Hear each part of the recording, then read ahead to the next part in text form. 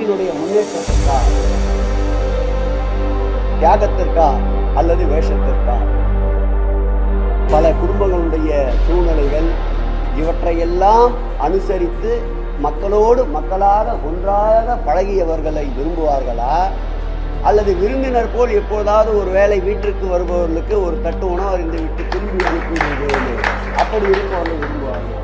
ஆகவே குடும்பமாக 75 ஆண்டுகள் பவள விழா கண்ட இயக்கம் தமிழகத்திலே வேரூன்றி இருக்கின்றது.